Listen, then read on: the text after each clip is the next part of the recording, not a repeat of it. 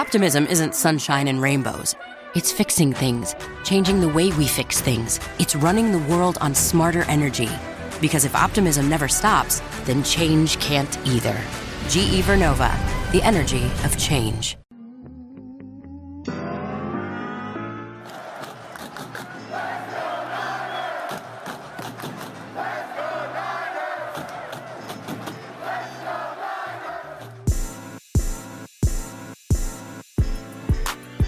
Welcome into 49ers Access. My name is Sterling Bennett, and today we're going to preview the San Francisco 49ers Week 5 Thursday Night Football Showdown against the Los Angeles Rams in prime time.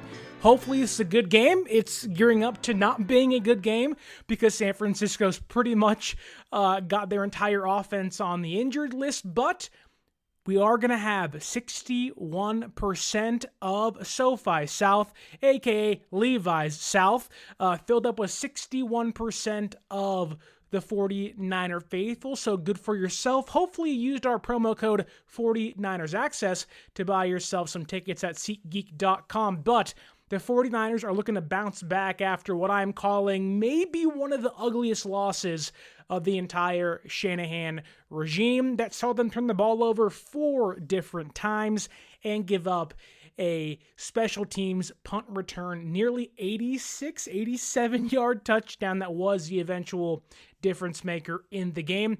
The defense didn't fare much better without Nick Bosa for the first time this season. No quarterback hits, no quarterback sacks, and they have to now find their way throughout the next, 13 weeks or so, and hopefully pick things back up without their star edge rusher.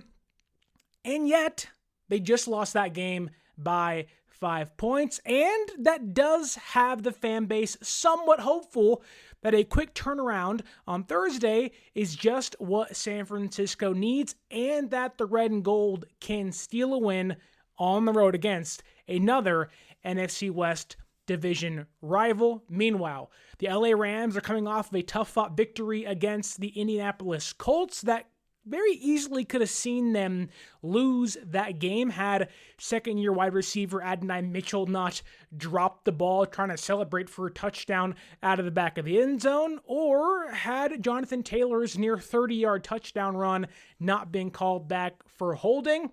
2 big plays, both negated because of penalties and idiotic young receivers making mistakes that could have led to the Rams losing their second game on the year.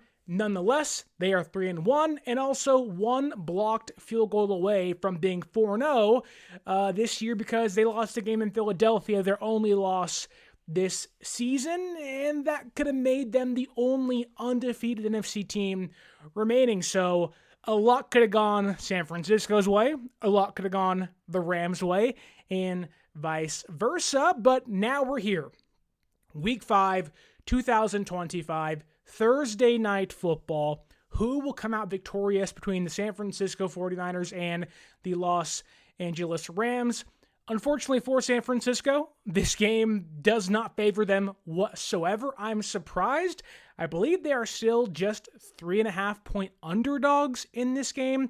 That does not make sense, knowing that they may not have Brock Purdy this Thursday. He is battling some form of toe soreness on the toe, in which he doesn't have turf toe, but there is some sort of turf toe variant injury to his toe. He may not play. Ricky Pearsall suffered a deep bone bruise and minor PCL injury. I don't think he's playing on Thursday. And then Jauan Jennings has an ankle, a rib, a shoulder. He basically is a Raggedy Ann doll at this point of being banged up. He may not play on Thursday either. And the big question is, do you risk playing those guys? Knowing you're playing the Rams, you lost a game against Jacksonville, you could have won had you not played poorly on Sunday. Do you risk playing those guys that have real serious injuries, where Pearsall said, I feel instability, unstable in one of my knees? Do you risk playing those guys on artificial turf?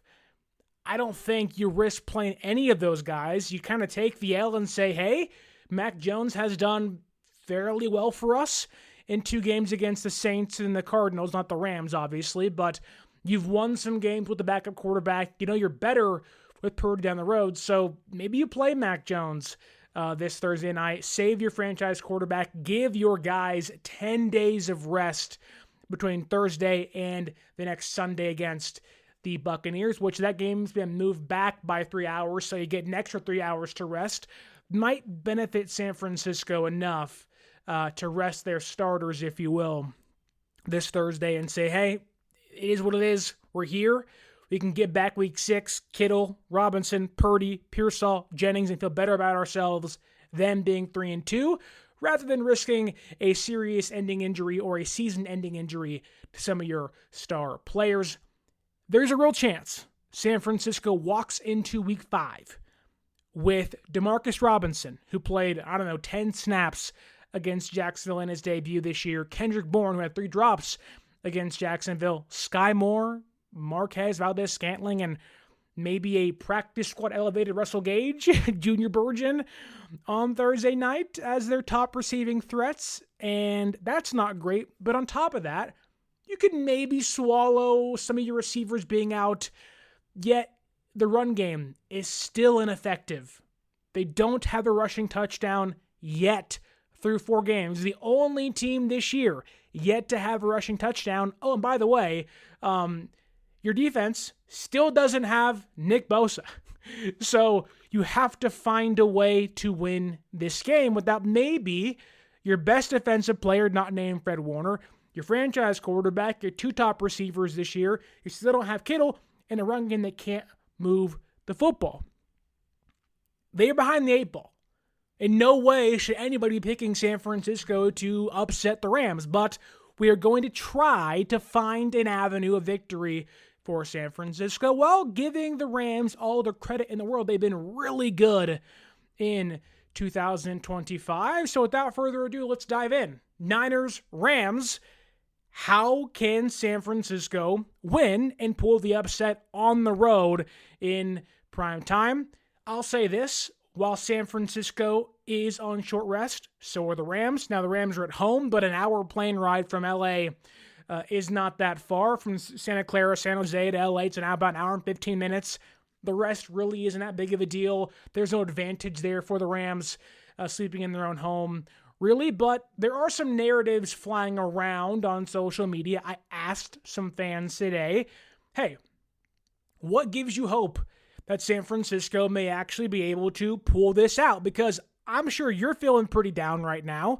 Yeah, San Francisco's 3-1, but they aren't healthy, they're banged up, and the odds are not in their favor. What are the fans saying? What narratives do they believe could give San Francisco a chance, or what narratives are they buying into to make them maybe feel more hopeful than the rest of us do right now?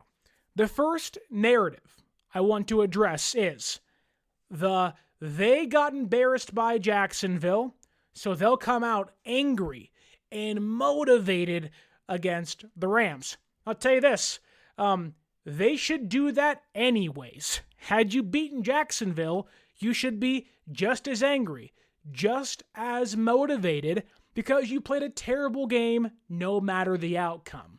You cannot turn the ball over 4 times and go, oh, we won. Does it matter?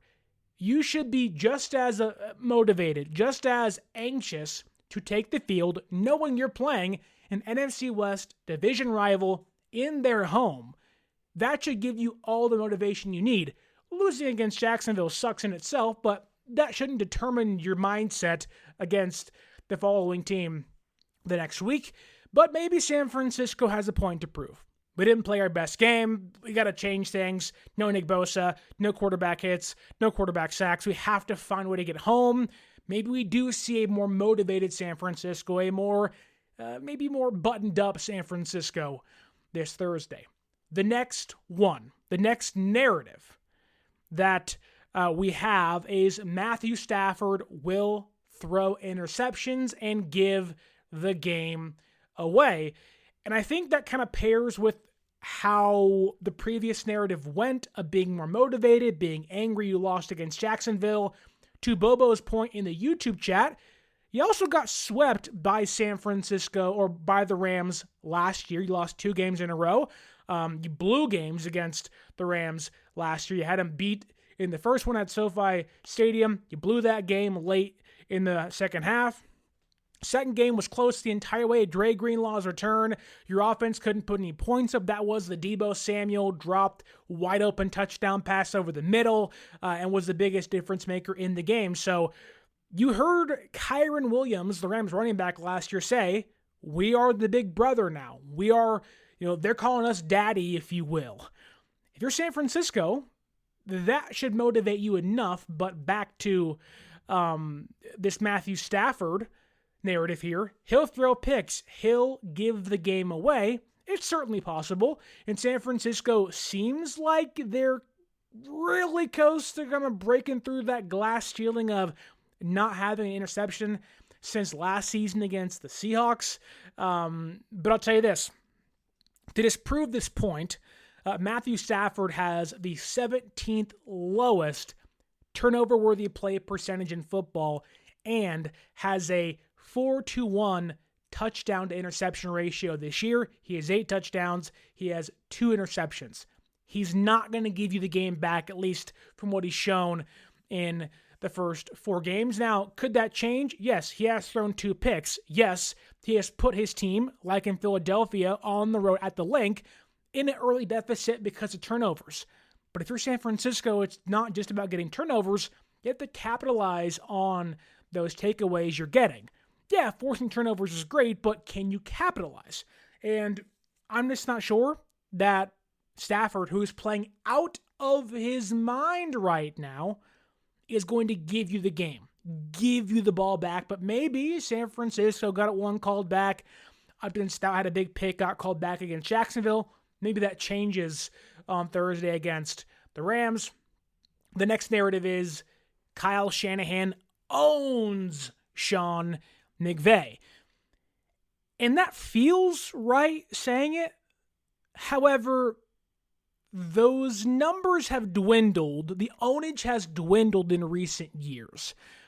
Yes, Kyle is still 10-6 against Sean McVay-led Rams teams. However, since 2021, when Matthew Stafford got to Los Angeles, the Niners are only beating the Rams 5-4. And the Rams are 3-0 in their last 3 meetings. Now, one of those games is the Week 18 at Levi's Stadium, Carson Wentz versus Sam Darnold game where Jake Moody missed the PAT and they lost 21-20. So there is some context involved, but you could say, that the ownage has certainly lessened since 2021. Now, I am hoping Kyle Shanahan treats this game like a bitter breakup where you see an ex-girlfriend for the first time and you just get blinded by rage of like, oh my God, and you just get angry and upset, and hopefully you see this as, I got to get revenge. I got to get back. I can't believe what I just saw. I'm hoping Kyle gets super creative and just kind of not just gets into his bag of tricks, but just takes a bag, dumps it on the ground. He's just like he's throwing everything at the Rams defense, trying to find a way to win. And I think San Francisco has to get desperate. I think San Francisco may feel like that, we don't have our quarterback. We're banged up. We can't run the football. We have to maybe dig deep in the bag of tricks and try to kind of outsmart, if you will, the Rams. And, games like this matter. Losing against Jacksonville, whatever, AFC South opponent, not going to crush your year. Winning a game like this would make you 3-0 in the NFC West. Gives you a big advantage going in to the second half of the season. So I'm telling Kyle, Saul, like, hey, open up the, in case of emergency part of your playbook, break the glass and say, let's get busy on Thursday. However, I, as I always do, did some digging. And I looked at every single one of San Francisco's wins against the Rams since 2017. So ever since Kyle Shanahan took over the job in San Francisco, the 10 wins he has that are part of the quote-unquote ownage of Los Angeles, The Niners are averaging 127 rushing yards per game in those wins and 4.23, about 4.2 yards per carry. That's a lot. Now, personnel has changes on both sides. There's been coaching changes. There's been Matt Breida, Christian McCaffrey, Elijah Mitchell, Deebo Samuel, Carlos Hyde was there. Yeah, that's how far back we're going here. But then you go to this year. Okay, ownage is ownage. It's there. What about this year, though? Because year by year, things change. And San Francisco in 2025 does not have the same propensity to own the Los Angeles Rams. In 2025, the Niners are averaging 3.3 yards per carry. That is second worst in the NFL compared to 4.3 yards per carry they had in wins against the Rams. They're averaging 88 yards per game. That ranks 28th in the NFL. Wish you could become a morning person? You know the type, up before the sun, early morning runs, first one to the office with donuts and a smile. How do they do it? Easy. With the new Galaxy Watch 8, sleep tracking and personalized insights from Samsung Health help you improve so you can wake up to a whole new you. One who, dare I say it, skips the snooze? It's possible. Train your sleep with Galaxy Watch 8. Learn more at Samsung.com. Requires compatible Samsung Galaxy phone, Samsung Health app, and Samsung account. That is basically 40 yards less than they have averaged in their wins over the Los Angeles Rams. This is not the same Niners offense that has owned the Rams.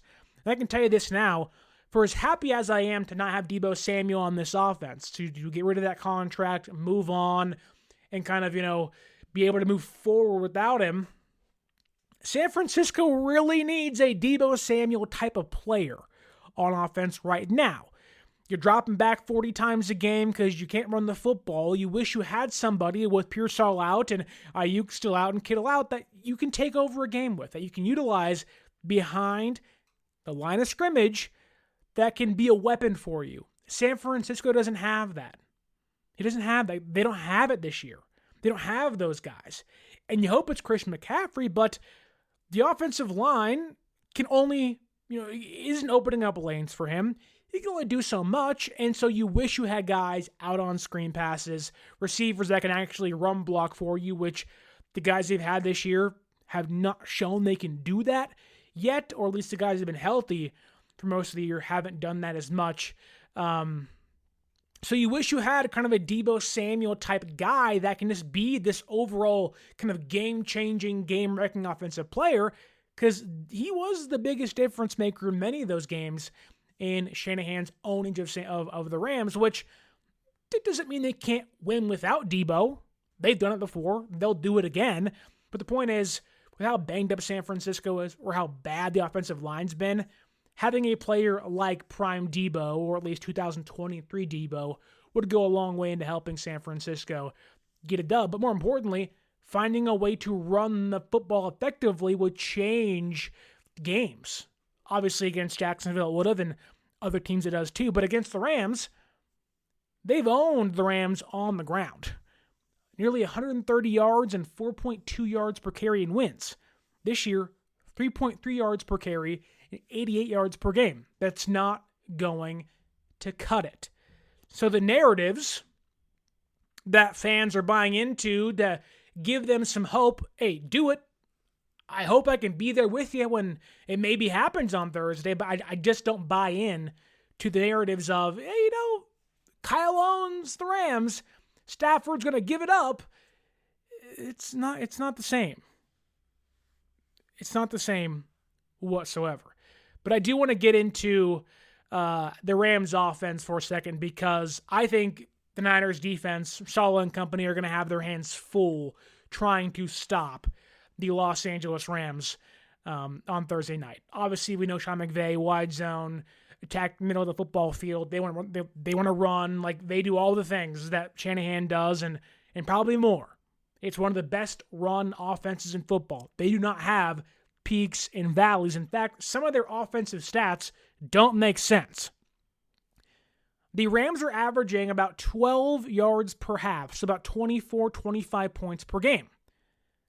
But there is no first quarter dip. There is no second quarter dip. There is no third or fourth quarter dip. They're averaging 12 per half.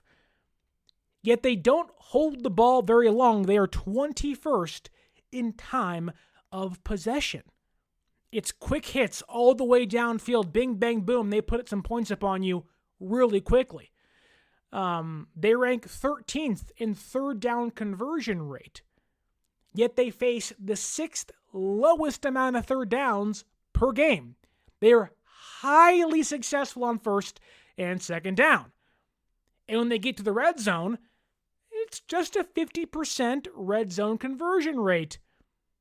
Yet, they are 5th with 4 red zone trips per game. So they're guaranteeing themselves 4 red zone trips per game, which with the 50% clip means they're almost guaranteed 14 points a game. The Niners' defense this year is allowing opponents to reach the red zone about 3 times a game, 2.8 times per game. And the Rams are allowing their opponents to reach the red zone just over 2 times a game. These teams are very different. The Rams have played much better football. The Rams are also tied for the 4th lowest amount of penalties per game and are only giving up about 48 free yards per game. So they're more disciplined. They score more often. The offense doesn't go, barren. There is no peaks and valleys. It's simply just we are very consistent. We don't have to go to third down because we're so good on first and second down. And when we get to the red zone, may not score every time, but we'll get there so much that it really doesn't matter how much we fail there. That is the semblance of a good offense. You don't reach third downs? That's crazy. That's crazy. And when they get there, it's not great, but the problem is it's getting the Rams to third down. You can't do it. And a big reason for that is because of Matthew Stafford. Matthew Stafford might be playing like the best quarterback in football this year, and he's 37 years old, had a bad back throughout the entirety of the training camp and the offseason programs, and yet has found a way to display maybe some of the best football of his entire career. He looks phenomenal. Right now, again, 37 years old, through 4 games, 1 month of the NFL season. He is PFF's highest graded passer with a 60 dropback minimum. He has the highest big time throw percentage in football at 8.3%. He is the PFF highest graded top deep ball passer in football through 4 games. And that's despite having the second lowest time to throw at 2.57, 2.6 seconds. That ball is out in a hurry. A very similar thing to Trevor Lawrence on Sunday. Lawrence isn't a great deep ball thrower. He will give the game to you. Stafford is the best deep ball thrower. He will not give the ball to you, and that ball is out in under 2.6 seconds. So no pass rush is getting home, right? For as bad as our offensive line has been in pass blocking, which the Rams O-line's not great in pass protection, teams don't have time to get home. And look, Stafford's been sacked 8 times this year. But that's on him, holding the ball, trying to make a play. On average, the ball's out under 2.6 seconds. So for a defensive line without Nick Bosa, that hasn't, been successful without him, that played pretty piss poor against the Jaguars last Sunday, good luck against Matthew Stafford. Right now, the best quarterback in football. And when you do find a way to get pressure on him, to maybe get a hand on him, he is the 3rd highest rated passer under pressure. Good luck. It's going to take a lot to win this game, and finding a way to limit Matthew Stafford is a big part of that. Again, an 8-2 TD to INT ratio, which is 4-1 if you do some math here. He also has the most big-time throws in football, 20-plus yards downfield, into tight windows, 12 of them. Matthew Stafford right now is the best quarterback in football, bar none. Deep ball, out quick, under pressure, doesn't matter. This is a nightmare matchup for San Francisco right now. That may change come week 10 at home at Levi Stadium, but right now, like, Matthew Stafford's going to have his day with this Niners defense, who has been playing fairly well. 17 of Jacksonville's 20 points were off turnovers last week. If San Francisco can play turnover-free football offensively, they'll have a chance. But still, it is an uphill climb to limit the greatness of Matthew Stafford. Then there's Puka Nacua, who right now is the best wide receiver in football. It sounds weird saying that, but right now, the Rams have the best QB and wide receiver tandem in football. Stafford's great. Puka, in his own right, has been phenomenal. He leads the entire NFL with 42 receptions. He has 503 receiving yards. That is 100 more than second place in the league. He has 8 receptions of 20-plus yards. He has 170 yards after the catch. That ranks second among wide receivers. Only 1 touchdown, so you can knock him there, but he is a major factor into getting the Rams in the red zone. Their success on first and second down. And if you know this, Puka Nacua lines up in the slot all the time. He's a big dude. San Francisco is one of the smallest slot corners in football, who's played fairly well. Like, Upton Stout's done a serviceable job, and there's plenty of room to grow, and hopefully he'll rise to the occasion. Maybe he can. Maybe he won't. The odds are Nakua's playing out of his mind. You're gonna beat a rookie, right? In the slot this year, Nacua has 17 receptions. That's tied for first. 214 yards. That is first. 10 receiving first downs. That's tied for second. Puka Nacua is 6'2", 212 pounds. Upton Stout is 5'8", 181.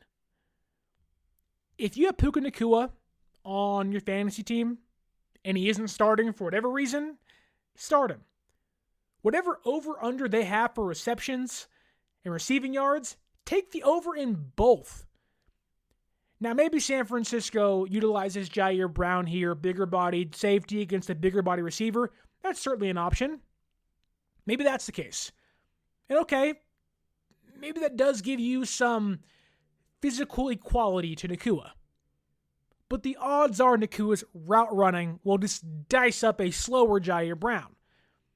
It'll be, how do you find a way to stop the best quarterback and wide receiver tandem in football through 4 games? The Eagles couldn't do it. The Titans couldn't do it. Texans couldn't do it. And the Colts couldn't do it. What makes you think San Francisco can? Now, maybe I'm wrong. And I hope I'm wrong. If Robert Saleh finds a way to limit Puka Nacua's impact on Thursday, that's a heck of a job from the DC. That's otherworldly coaching schematics. But the odds would say they're not in your favor. But we'll see. We'll see. Big mismatch in the Rams' favor on that one. Bobo says here in the YouTube chat, don't forget Devontae Adams. You're right. Now, Devontae's not having a great year by any means. Not having a Puka Nacua-like season. But really, where Devontae Adams comes into play is on pivotal third downs, short yardage stuff, and in the red zone. That back shoulder post route in left corner, right corner of the end zone, it's unguardable. That's what him and Rodgers used to do. It's what him and Stafford still do now. Whether it's Lenore, whether it's Darrell Luter Jr., Bernardo Green, whoever is out there guarding Devontae Adams, I guarantee you are going to see a back shoulder, corner of the end zone, reception on time, just unbeatable like throw. A precision pass right to Devontae's outstretched arms where the cornerback can't get to it. It is an unbeatable play. That is happening almost every single week in Los Angeles. Now, again, San Francisco may play some good football here. Maybe somebody gets hurt. I hope not, but maybe it happens. This is San Francisco's biggest test by far.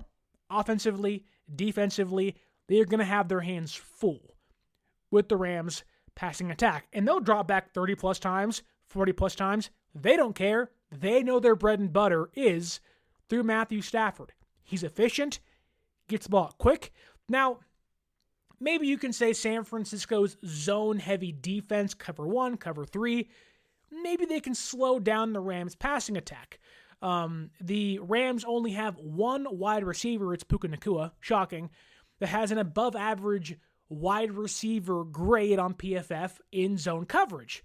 San Francisco runs man coverage about 19-20% of the time. However, when they do run man coverage, which again isn't much, but I'm a little scared about Tutu Atwell just blowing by Marquise Siegel, blowing by Jason Pinnock, who are two of the worst coverage linebackers or safeties in football this year. And I love Marquise Siegel. Good run defender. Jason Pinnock is borderline unplayable right now. This is a game where a team finally gets behind one of those safeties. And they've done a great job limiting opposing offenses. I thought they did a great job against Jacksonville. The offense couldn't keep the ball. Like, they put the defense in terrible positions the entire game. And if you're asking an opposing offense to march 85, 75 yards each drive, your odds of success increase if you are the Niners defense. But you're not playing Trevor Lawrence. You're not playing Sam Darnold, who really only has one weapon. You're playing Stafford and Devontae and Nacua. And yeah, you can say, okay, Sterling, what about the Rams pass blocking? It's not great. It's not great. The Rams offensive line this year through 4 games has allowed 51 pressures. Their tackles are not good. 25. Half of their pressures this year have come from their tackles. They've allowed 13 quarterback hits, 4 sacks, and have the second worst pass blocking grade in football this year at a 38.3 grade. Does it ever feel like you're a marketing professional just speaking into the void? But with LinkedIn ads, you can know you're reaching the right decision makers, a network of 130 million of them, in fact. You can even target buyers by job title, industry, company, seniority, skills, and did I say job title? See how you can avoid the void and reach the right buyers with LinkedIn ads. Spend $250 on your first campaign and get a free $250 credit for the next one. Get started at linkedin.com/campaign. Terms and conditions apply. You might say, right there, that's how you win the game. Getting pressure on Stafford, beating the offensive line, and sure, on a normal Sunday, I'd say, yeah. If that was the Jacksonville game, I'd say, yep, that is your route to victory. But this defensive line needs to prove to me, you and themselves, they can actually get home. Because that Jacksonville offensive line also wasn't good. They had 5 pressures the entire game. 5. That's terrible. 5. So we can say, oh, the Rams' offensive line isn't good. Well, okay, San Francisco's defensive line, without Nick Bosa, also wasn't good in pass rush. So that needs to, yes, improve, but also show us you can win without your best guy. And it's funny because we mentioned in the preview episode for the Jacksonville Jaguars game that the blitzing numbers skyrocket about 15%, 20% with and without Bosa on the football field. And we all assumed, okay, that they're going to blitz out of their mind against Jacksonville. Why not? That is the exact opposite of what they did. And Lawrence was not great against the blitz. They only blitzed Trevor Lawrence 5 times in week 4. 5 times. That's where all their pressures came from when they blitzed. A 15.2% of Lawrence's dropbacks were him being blitzed. They were averaging 37-ish without Bosa, with Saleh in 2020. And look, and I get it, personnel changes. Who you have back there changes. Your offense changes. However, looking at Matthew Stafford against the blitz this year, take week 1. Texans, really good defense, terrible offense, but a really good defense. Held the Rams to like 14 points in that game. It was tight the entire way. Houston blitzed 34.4%. Stafford was 5 for 9. A well above average grade against the blitz. Week 2 against Tennessee, a terrible team. They lost by like 36-0 or something like that against the Texans last Sunday. Tennessee blitzed 35.2%. Not a great defense, not great personnel, rebuilding team still, right? Stafford was a 8 for 11 with 2 touchdowns. Not great. Not great. Against Philadelphia, Stafford was blitzed 41.2% of the time. 7 for 13, 1 pick. That's the worst he did. Because against the Colts, he was blitzed nearly 29% of the time, 9 for 12, and 1 touchdown.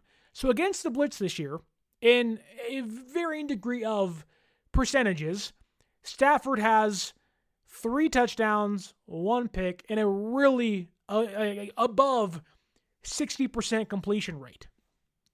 How do you beat them? How do you get home? You can't play soft, zone coverage and just give them what they want. They'll eat you alive.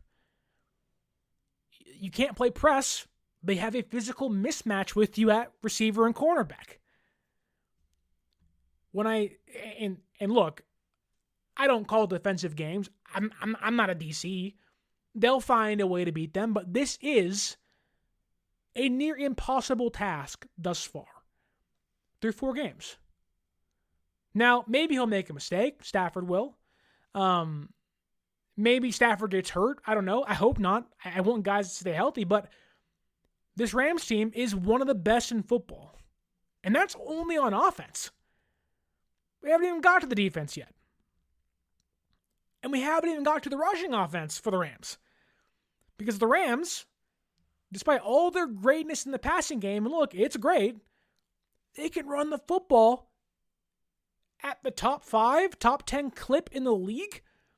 The Rams are averaging 28 rushing attempts per game for 120 yards per game. Kyren Williams is top 6 in total yards, top 12 in yards after contact, and top 13 in yards per attempt. And their offensive line, for as bad as it may be in pass blocking, ranks 2nd in run blocking. I don't see a way in how San Francisco wins this game. Now, I can read you all the stats. I can read you all the numbers. You have to play the game. Underdogs win every weekend in college football. There's upsets all the time in March Madness. You can be the number 1 team in football and still lose games. It happens. It happens. But, this is a great point here by Harry in the YouTube chat, San Francisco needs to come out and hit him in the mouth like, Singletary used to say. I want winners. Sometimes you got to be a little more physical. Set the tone. Hit a guy hard early and say, hey, we're here. We may not have the best cornerbacks, may not have the best quarterback, receivers, tight ends, offensive line, but we're going to make you earn this. And if you show up and you have effort, sometimes that's enough to break good teams. Sometimes teams, they see you, okay, what's the Niners? They're all banged up, short week. Sometimes you can catch teams sleeping. And that is certainly on the docket for San Francisco, where maybe it's Mac Jones. Maybe it's Brock Purdy, but the odds are it'll be Mac Jones. Maybe it isn't Pearsall or no Kittle or, no Jauan Jennings. Maybe it is Kendrick Bourne and Sky Moore. You can catch maybe a really good team sleeping. Like, all it takes is one punch, and you knock him out. Big KO, right? And so, now that would need to imply San Francisco plays clean football, which is really hard to do. And it also implies them scoring some points. Now, maybe you get a gift and Stafford fumbles or Stafford throws you a pick six. San Francisco's defense will, despite the issues they're going to have facing this Rams offense, they'll make a play. They'll make Stafford and this offense punt. They'll keep this Niners offense in the game. I don't think it'll be ugly. It's not going to be 36-0. But the odds would say you're going to lose. Now, before I get to the San Francisco 49ers offense against the Rams defense and maybe how they can find a way to exploit them, I want to remind you, if you want to go to this game and increase the percentage of Niner fans from 61% to 62%, 65%, go to SeatGeek.com, get your tickets, and use promo code 40NinersAccess and join the rest of the faithful in attendance for this game. Or if you want to buy tickets for the game in Florida, Tampa Bay, in 2 weeks' time, or when they return back home against the Atlanta Falcons in Week 7, SeatGeek.com. 49ers Access. That's the promo code. It is the best and number one ticketing app in the country. I use it. My wife uses it. My family uses it. If you want tickets to watch your Niners play, use that promo code and save yourself $20 off your first purchase. Free money is free money. Use it. I use Upside. I use SeatGeek. I use my own promo code. Whenever you can save money in today's world, you might as well do it. So go ahead and go to SeatGeek.com and save yourself $20 off your first purchase by using promo code 40NinersAccess. Okay. The Rams defense, like their offense, is really, really, really good. Led by Chris Shula, a second-year defensive coordinator, and he has those boys playing what Mac Jones called the best defensive football in the entire league. They are one of the best defenses of scheming up pressure while not blitzing. They'll run a ton of stunts. They'll get guys open, and they have an X factor on the defensive line in Jared Verse. Jared Verse is and belongs in the category of guys like TJ Watt and Myles Garrett and Nick Bosa and Micah Parsons, guys that can completely erase your offensive game plan and wreck your offense by simply being on the football field. He can beat you with his own power in pass rushing. He can also wipe away a tackle and a guard in one fell swoop and create space for guys like Braden Fisk and other guys on the Rams' interior defensive line. He is the eradicator, if you will, on that defense. My fear is that his elite level strength, he just bullies Trent Williams, who isn't having a bad year, but isn't having a Trent Williams Hall of Fame season as we've come to know in previous years. He looks beatable, right? You have Verse. He can erase Trent and Connor Colby. He'll bully McKivitz and Pooney all game. At least that's my fear. He's so strong, so powerful. They have not faced a guy like him from a strength standpoint. Now you faced Josh Hines-Allen, a great speed rusher, phenomenal player. Big reason why the Jaguars won that game against San Francisco on Sunday. Jared Verse, better player. Better player. Now, not going to give you all the speed stuff, not going to beat you with all these pass rush moves, but he will erase offensive linemen and tight ends quickly. That ball needs to be out in a hurry. You can't have Mac Jones back there like, where do I go? You can't have him being Uncle Rico back there looking around for hours. Ball needs to be out. Boom, boom, boom, boom, boom. You're going to get laid out if you don't. San Francisco needs screen game. They need quick passes. And look, there's ways to beat this Rams defense. There is. But a lot of how the Rams avoid that is by having a really good defensive line. Their run defense ranks 11th in football per PFF.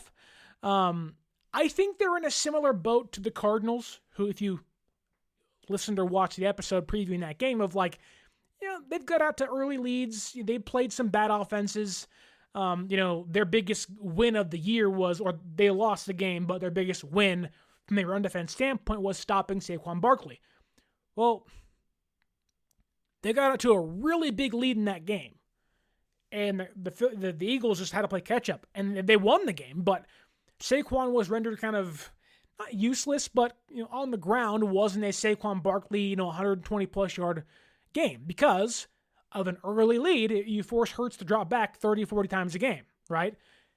That was their biggest win from a run defense standpoint all year long. But they've also played the Titans, who have Tony Pollard and a really bad offensive line. The Texans, who have a broken down Nick Chubb, a rookie Woody Marks, who's more of a pass-catching back, and a really bad offensive line. So there is some context as to why the run defense looks so good. I do think there may be holes for San Francisco to finally break through that, but that remains to be seen. And, while San Francisco hasn't been great this year on the ground, they've been, again, one of the worst teams in football on the ground. They should be able to find some success to operate at a higher clip this season. Even the Colts, who were held to a lower rush yardage total than they have been in previous weeks, they were a 30-plus yard touchdown run called back from having it over 100 yards in that game. So there have been some glimpses of other teams finding success against the Rams on the ground, and I think San Francisco, if Shanahan is who we believe he can be still, and they can find any semblance of a rushing attack, they'll be in this game. Whether it's Purdy, Mac Jones, they can find some guys, an offensive line that can play cohesively for once, and tight ends that can actually block for once, and they may be able to find some success and keep them in the game and maybe give them a chance to kind of pull out the upset in prime time. That said, Jake Brendel, not been great in run defense or in run blocking. Not great. I think Jake Brendel is going to get his ass handed to him this Sunday. And a big reason for that is the Rams, they use 3-4 fronts. They have 5 guys on the defensive line a ton. They'll utilize one linebacker. Like, they will just load up the box with defensive linemen. They'll rush 5. They will get their guys in 1v1 situations. In San Francisco right now, they don't have the offensive line to do that. And when the Rams do that, their defensive tackle, their nose tackle is Poona Ford. And Poona Ford's having a heck of a year. And to give you some context, Jake Brendel is 6'4", 300 pounds. He's a big center, a big guy. Usually you want your interior offensive linemen a little smaller than that. Yeah, some guys are hulking defensive linemen, but you are now kind of in peril of finding and losing natural leverage as a center to smaller interior defensive tackles like Poona Ford. So Brendel's 6'4", 300 pounds. He is the 16th ranked center in pass protection this year. Middling. Right in the middle, 16th. He's 4th in run blocking. Yet, on the other side, the Rams' nose tackle is Poona Ford, who's 5'11", 311 pounds. Dude's freaking tiny Hulk. He somehow has 10 plus pounds on Brendel, but 5 less inches. And he has a 15.3% pass rush win rate and is the Rams' highest graded run defender. Good night, Jake Brendel. Sayonara. See you later. Like, we know what's going to happen. I can see it now. Your back turned to the rest of the defensive line watching whoever the quarterback is, Mac or Purdy, getting sacked or running for their life. Chalk it up. Predict it. It's going to happen. It'll be a long day for the San Francisco 49ers center. On top of that, we talked about the Jaguars game, that the Niners had a hard time with Kittle out, having their tight ends block on the inline or pull block and be lead blockers, if you will, with fullbacks or tackles opening up space. Kittle is so great at that, right? That's his specialty, on top of being a future Hall of Fame receiving threat. The Niners, though, without Kittle, have found a way to replace the receiving game with Tungus and a little bit of Farrell. Like, they've found some impact with the backup tight ends through the passing game.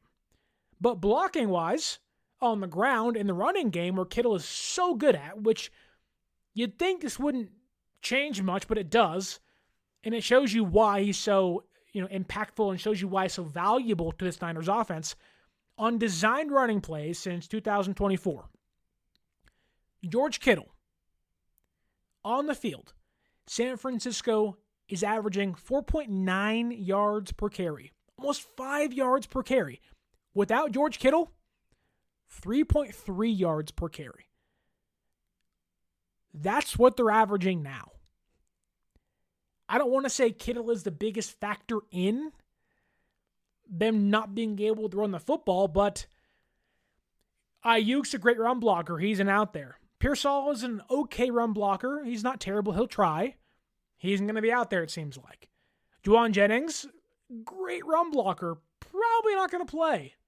Farrell has not been great as a blocker this year. Missed too many guys. Too many blown assignments by tight ends this year.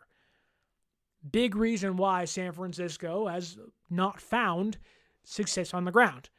Now, if they can do that and they can start playing better and start finding their assignments and blocking them, then maybe they'll find some success. But that remains, once again, to be seen. This episode is brought to you by Nespresso and Samra Origins by the Weekend Coffee Collection. Introducing Samra Origins. My collaboration with Nespresso is a connection to my roots, to my mother, Samra. Coffee that hits the right notes. It transports you. Crafted with unique notes and bold, soaring flavors. Experience a taste that moves you.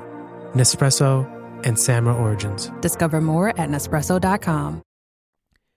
How does San Francisco scheme against the Rams pass rush?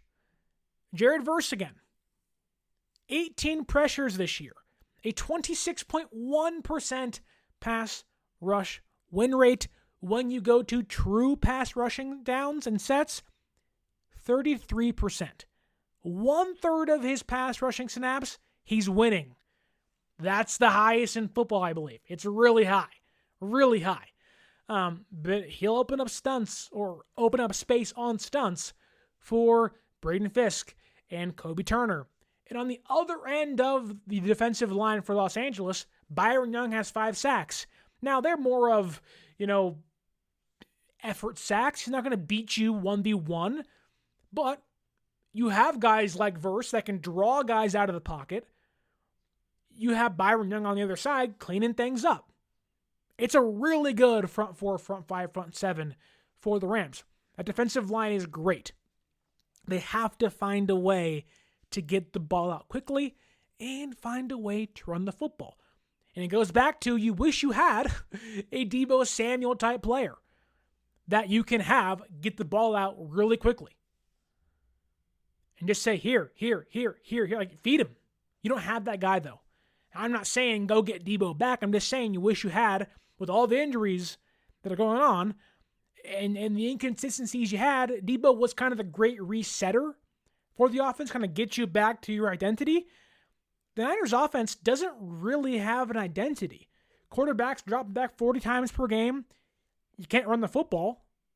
You got to find who you are before it's too late. Bobo says here, how do players like Jake Brendel continue to play in the NFL? Can't find at least one offensive lineman better than him, huh? Bad offensive linemen exist everywhere. That's the truth. But I wouldn't ask why or how does Jake Brendel continue to play in the NFL. The question is, why are the Niners so dead set and committed to him? That's confusing. That to me is the problem. of like, wait a minute. What do you see we don't? Because everyone else says he sucks. PFF says he's not great. I say he stinks. John Chapman says he isn't great. Everybody's saying this guy's a problem, and somehow the Niners are like, oh, it's fine. Big reason why they've lost some games is Brendel. So I don't know. It is as confusing to you as it is to me. Then you go to the Rams pass coverage, and this is an area I do think San Francisco can find a way to win. And I say this proudly. The Rams secondary, their cornerbacks suck. Their secondary gets bailed out because they have a great defensive line that can get pressure, that can force quarterbacks into bad throws. If you watched the Eagles and Rams game, granted they have A.J. Brown, who San Francisco doesn't have. Like, I wish San Francisco had Jauan Jennings.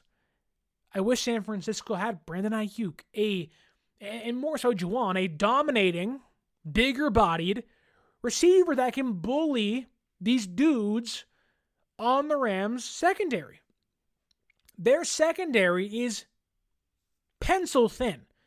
Literally, twigs everywhere in the secondary. And if they can find maybe some time for Mac or Brock Purdy to throw the football, albeit the weapons for San Francisco haven't been great, but for whatever reason, if you can find some time for your quarterback to throw, you can pick on this Rams secondary. And this is why it sucks, because if San Francisco was fully healthy, Pearsall, Jennings, Robinson, even if Ayuk was still out, but you had Kittle, we're talking about San Francisco maybe having a real chance to beat this Rams team because of how bad the Rams secondary is, for how quickly, physically overpowered they can become. The Eagles flipped that game on its head because they said, okay, you want to play soft coverage against A.J. Brown, who has 5 inches and 35 to 40 pounds on your defensive backs? Let's go. Darius Williams is 5'9", 192 pounds. Even if you had Pearsall, who's 6'1", you do have an advantage there. Jennings is 6'3", 6'4". You almost have a whole foot on the guy and 20 pounds on him. Emmanuel Forbes, 6 foot, good height, 181 pounds. He sucks. He's borderline unplayable. You can body him up every single play.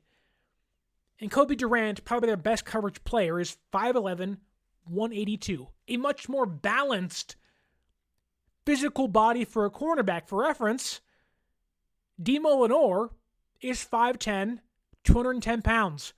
All these guys are under 200 pounds, and 2 of them are under 6 foot. And the one guy over or at 6 foot is 181 pounds. San Francisco not having any receivers healthy, any bigger-bodied dudes healthy. If those guys are out there, you may have me picking San Francisco to win this game. I truly believe if you want your quarterback dropping back 40 times per game, this might be the game to do it. If you were healthy. And San Francisco isn't, unfortunately. And that's why it sucks, amongst many other reasons. But it's like, oh my God, like, you can beat this Rams team. They're beatable. They played one-score games all the time.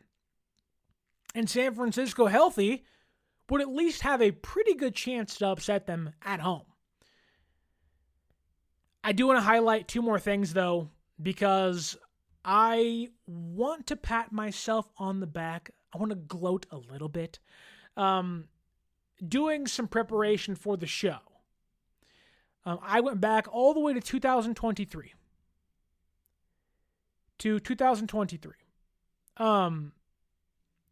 And I was doing some digging in my old tweets on X or Twitter.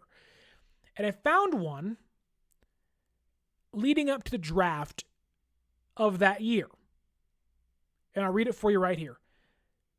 This was dated April 27th, 2022, And I quote here, Kirby Joseph or even Quentin Lake from UCLA could be mid to late round targets for the 49ers. Lynch spoke highly of George Odom, and I'd assume they want to give Hufanga a shot to win the starting safety job.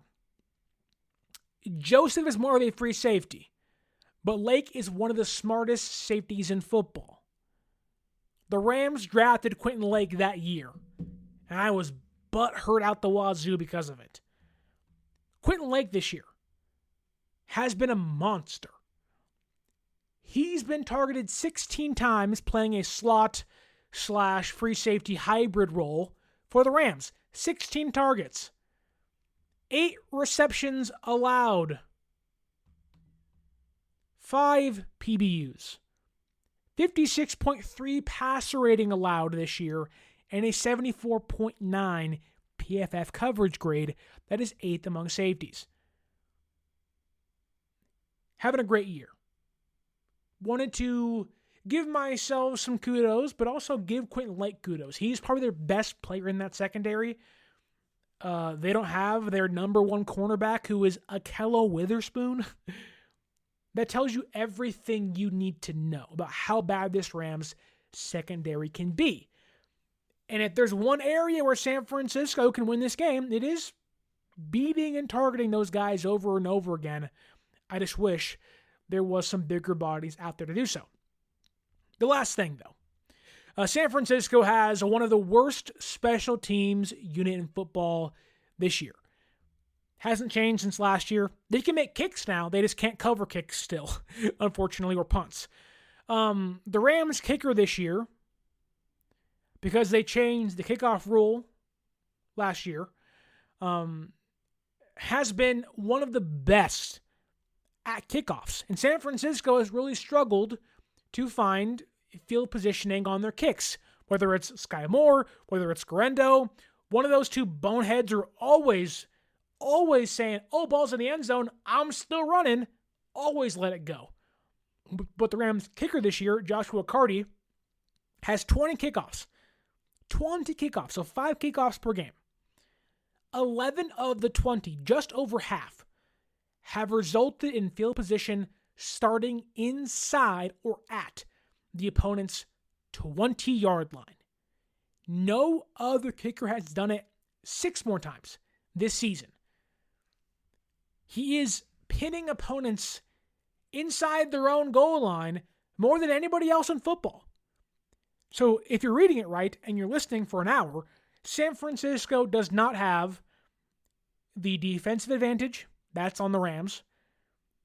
The Rams also have the offensive advantage, and they also have the special teams advantage. Could be a long Thursday night for Niner fans, but this is the NFC West. It's divisional games. Anything can happen. Anything can happen. It is up for San Francisco to take the 1-hour flight to SoFi Stadium, Levi South, and just say, you know what? Backup quarterback, starting quarterback, it don't matter. No Nick Bosa, Nick Bosa, it don't matter. Backs against the wall, it don't matter. Go out there and embrace a slugfest. Try to make the Rams earn it. If they can't, it's going to be a long game for San Francisco, but there is small pathways to victory. They're really slim, but there are ways to get there. Again, though, very, very, very slim. With that said, my final score prediction in this game will be Rams 27 and the 49ers 16. I'm hoping I'm wrong there, but I have San Francisco losing by 11 points on the road, short week, banged up. It's going to suck to lose, but, you know, this is what happens when you get hurt, when you can't run the football. Don't invest in your offensive line. This is what happens. So, hoping that's wrong. I love being wrong when it benefits San Francisco. So, I hope that's the case this Thursday night. But San Francisco, I have losing 26-24. 27, 26. What did I say again? I don't know. Words are hard. Here we go here. I have the Niners losing 27-16 against the Los Angeles Rams, dropping to 3-2 on the year and losing their first divisional game of the season. But maybe it isn't the worst thing in the world. Obviously, losing isn't good, but hopefully giving your guys rest in 10 games to recover and prepare for the Buccaneers on the road may be a good chance to get back. But Niners, I have losing this one, dropping a short week game on the road to the Rams. Tell me down below, what do you think will happen this Thursday night? Will San Francisco pull the upset? How do you see it happening? And do you think maybe the Niners will finally get their first interception? Drop your comments down below. Let me know what you think, and drop your score prediction for this one in the comments. Hopefully you guys can like, share, and subscribe to the show and use the promo code 49ers Access at SeatGeek.com if you want to go watch your Niners play or go to a concert this year. Bobo says it'll be a blowout loss. Is 14 points a blowout? Maybe, but hopefully, San Francisco can at least make it close, at least make them earn the win. But I have San Francisco losing 27-16. I want to thank Bobo, Niners Throwback, Papa J, and many more, Fish and Chips, Harry Balzic, is how I word that, and many more in the YouTube chat. You guys are great. Hope you have a wonderful rest of your Tuesday night, and tune in on Friday morning as we react to whatever the outcome is for this one. My name is Sterling Bennett, and as always, until next time, stay faithful.